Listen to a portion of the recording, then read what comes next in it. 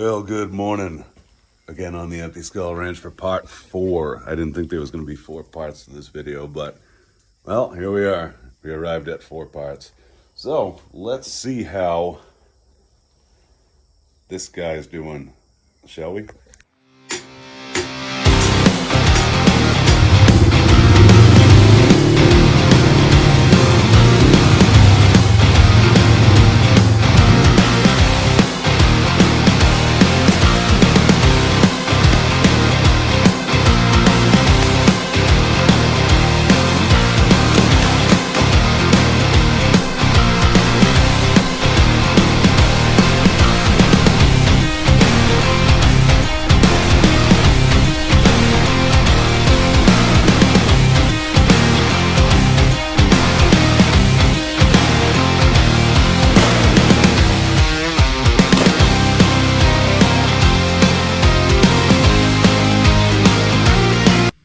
All right.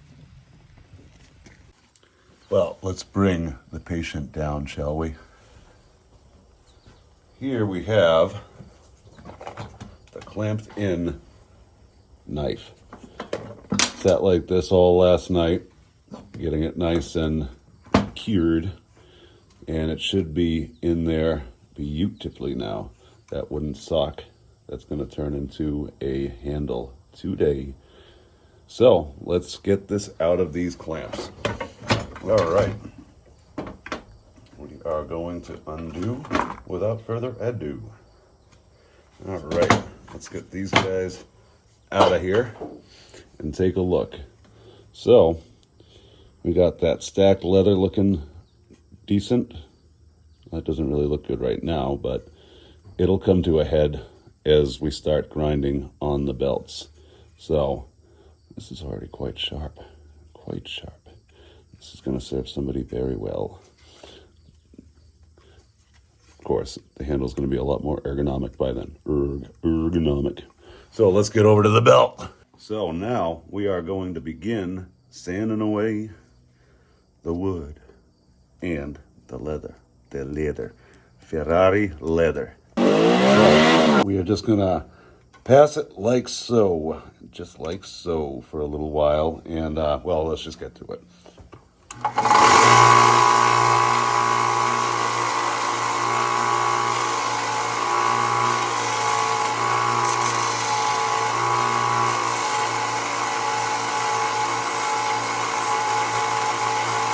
Smells like burning flesh.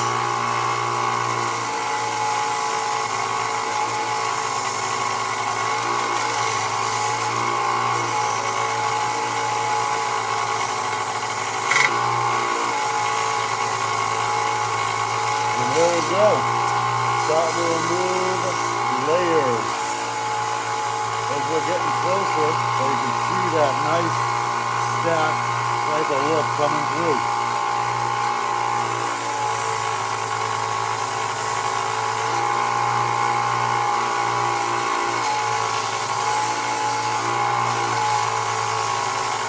Go down the layers, it's going to start looking more and more like a knife.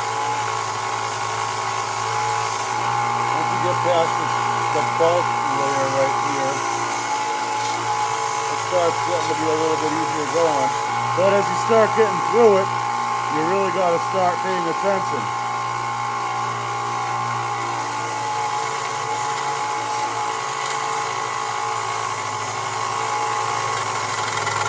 Oh yeah, there we go.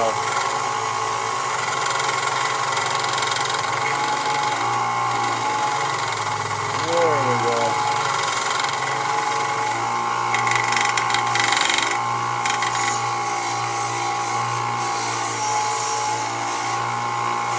Now we're getting into the wood.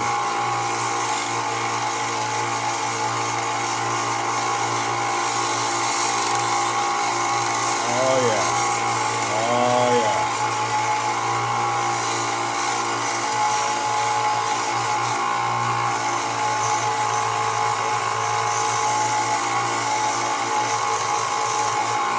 Kind of want to get through a lot of the bulk of the leather before we get too heavy on the wood because it dyes the belt the colors of the leather.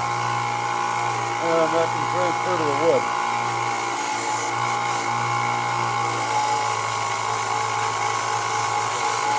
So I'll get through the bulk of it.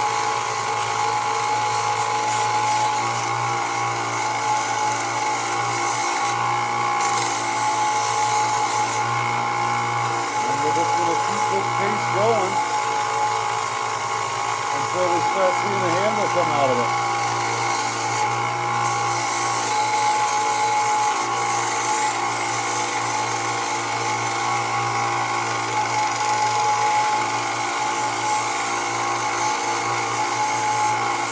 Mindful of the contours that we want to get out of it. Move this guy back. Alright, got it. So, we'll continue on our way. Standing.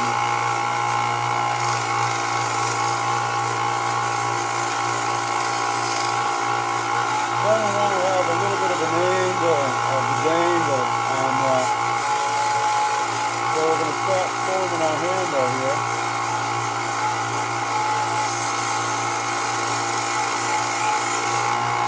And get that little bit of a final swell.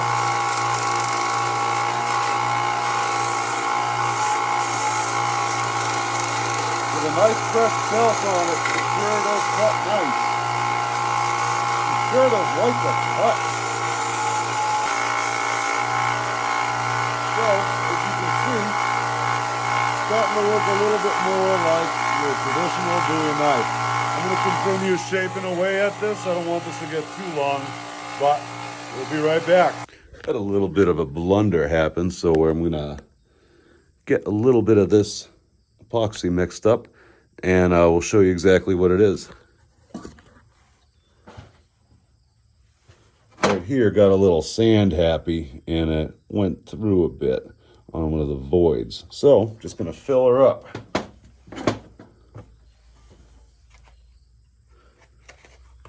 Alrighty, Roo, get this nice and catalyzed. And plug a little bit of that just right into that hole. Of course, I was aiming right for it, and then it slid out right before I got to it. But just fill it up. This will actually end up being a very strong part of the knife because it will be entirely filled to the gill with epoxy. And also to help blend it,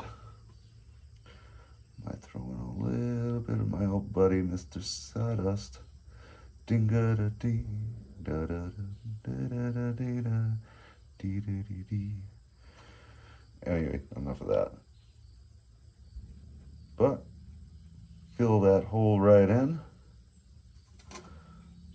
And when this is cured, we should be able to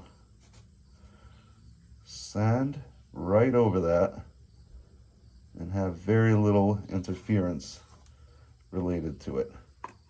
So let me just take a little bit more epoxy, kind of smear it over. Smear. That's what we do here, we smear. So let's let this set up before I go hog nutty again on the sander. But I will get that nicely laid in there. And when we come back, oh yeah, it wasn't in the camera. When we come back, we will make that look all right.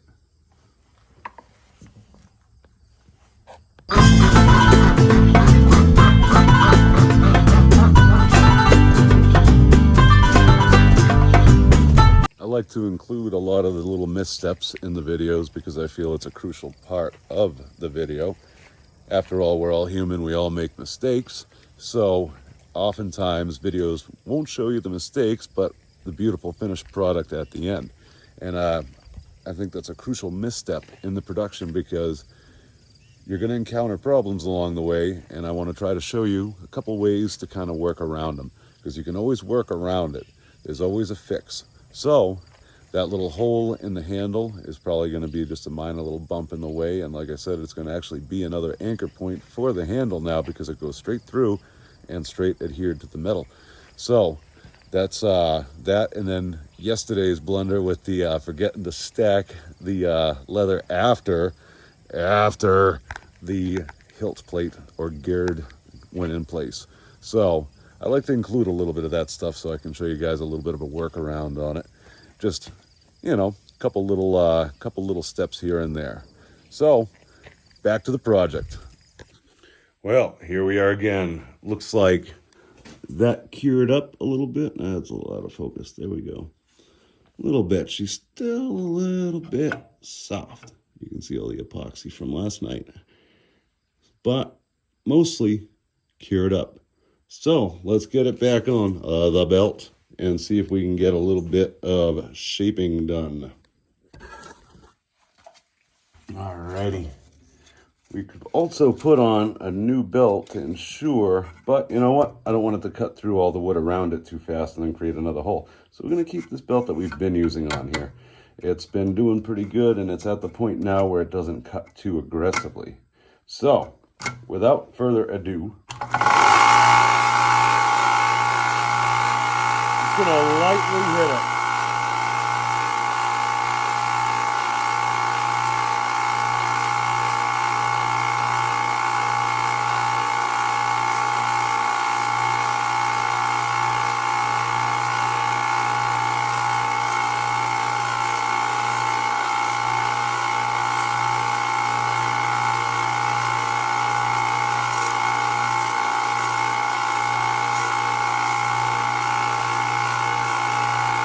Getting some of the residual away.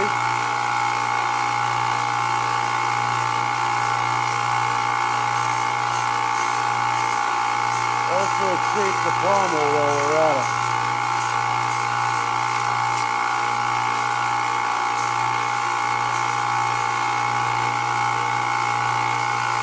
There we go.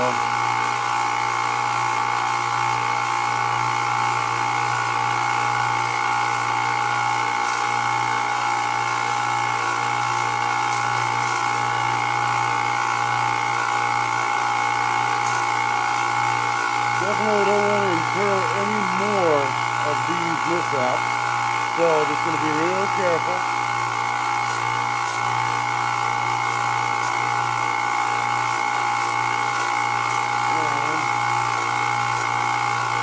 And that's straight up.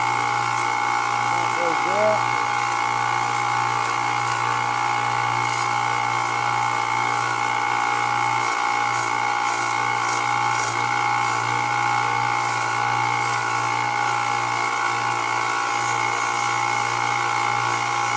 Now just continue shaping the knife. Just work around it carefully, make sure you don't disturb any more of that. But that'll cure up nice and solid.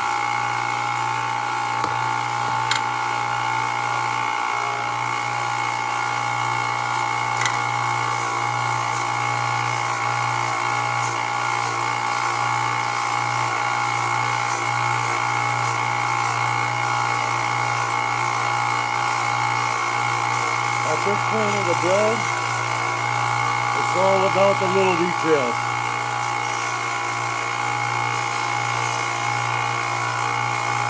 How much of a flow you want, how good it feels in the hand. And it's starting to get there. Move you guys back a little bit. Don't want to be on the business end.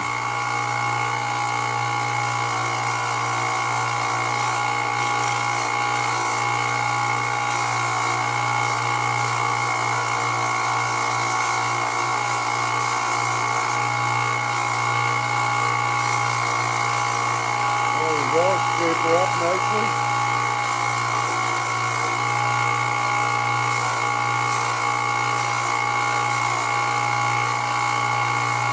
Get that down a little bit on the outside.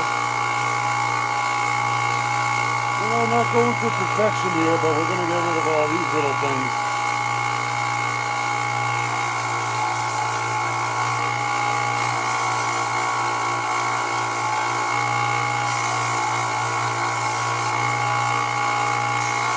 I just go by what feels good. If it starts to feel good, that's when I stop sanding. Just to, you just gotta have a feel for it, that's all.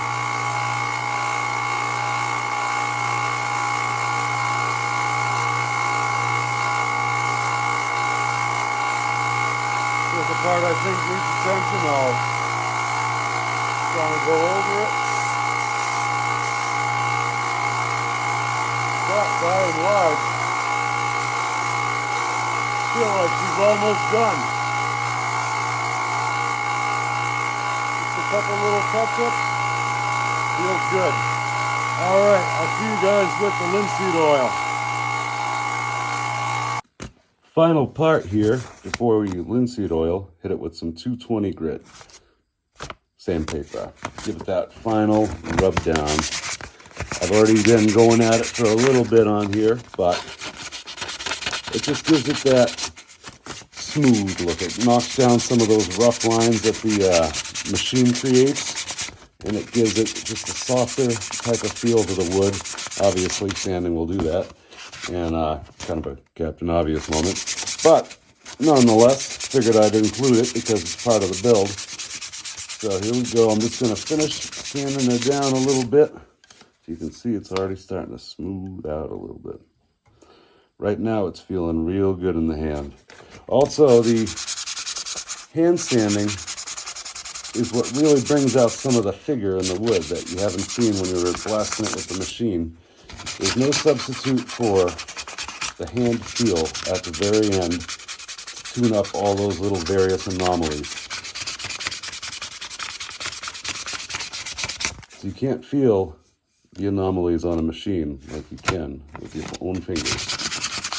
So we'll give this a little bit more loving, and then we're going to do the juice. Get the Earl on her. Get it nice and oily. Yeah. All right. All right. Now that I've hit it with the sandpaper 220 grit, I really like the feel of that handle. It's feeling good. So now it's the juice. Oh, well, now it's the juice. Some boiled linseed oil. This is the stuff that I go to. This is my go-to stuff. It helps with moisture protection. It helps with a whole bunch of stuff. It keeps the wood nice and, I don't know what the word is, vibrant, or keeps the wood feeling youthful. And it looks good. I think it brings out the grain nicely, and you don't really see a lot of that figure until you splash it with the juice. So, without further ado, I say that a lot, but as you can see where I had this stored before, some critter got to it off of it. But it's still good. They love this stuff. So whenever you have boiled linseed oil in the house, and you guys that do probably know this already, if you got critters, they love it. So I'm going to let it soak a little bit. Let it soak into that rag. I can already feel it. Oh yeah, there we go. We got a nice little dollop. There we go. We're going to splash that on there and watch this wood come to life. So, just get her right on in there and just start rubbing her in. Just rub-a-dub-dub. Already we're seeing dark spots in the grain. I got real lucky on one of my knives that looked like flames coming down it because it was right at a part that had the most figure. This one I thought was going to have a little bit more figure to it, but it has a good straight grain to it, so either way it's a trade-off. But I'm going to let that soak in and flip her over rotisserie style. Now we're going to get a nice healthy dollop on this side. Let it really ooze onto there. There we go. Get that right on there. Oh yeah, there we go. We got some nice looking stuff coming through on this side. And don't be afraid to get it on the leather either, because it brings the leather to life as well. Some cases it'll darken it, so I try to do a little bit, if I want to keep the color going, a little bit light on the leather. But it finds its way. Basically, whatever it does at this point, as long as it's not totally self-destruct, is all part of how the knife's supposed to end up. So there, get a little bit of vibrant on that color on the leather. Come into life. Now I'm going to mostly concentrate on the wood. Get the wood nice and rubbed. There we go. Linseed oil is good on a lot of things. If I'm doing my axe handles on it, every time I buy an axe or some kind of wood-handled tool, first thing I do is I scrape off all the factory varnish, because that's junk. It's just there to keep sweat prints and all that off of it while it's in transit or in the store. So, and it doesn't really do much for the handle, but help it bake in the sun or other stuff. It just doesn't feel good in the hand. So I'll scrape all that stuff off, and then I'll apply linseed oil. I'll do it weekly for a while, and then just every so often, and I'll hit them all at least annually. If they start looking dry or whatnot, I'll just hit them with a little bit of oil. Just wood loves this stuff. So never be afraid to apply more if you feel it needs it. But check her out. Starting to look the part here. Give it a little rub down overall, some of the excess, and I'm going to juice it again after this stuff settles in. But primarily, this is what we're looking at. This is the finished product. So feels good in the hand. I love the way that feels. You know, they always have kind of a look that it's been homemade. I don't mind that look. I think it gives a little bit of something to it. You know, you can tell that you had something that's not bought in a store and nobody else has one like it. So this probably concludes it for this part, because it is getting a little long. As you can see, I got the outline traced right here. I'm going to make the sheath. And yes, sheath is going to be part number 5. So, apologize for the length of this series. It's a little bit longer than I wanted it to be, but I think I went into some of the detail a little bit more. So, those of you that like to see the little details, let me know in the comments if it went too long, or if you want more details, or however, just drop it down in the comments, let me know, and I'll take a look at it. All right, guys, see you next time.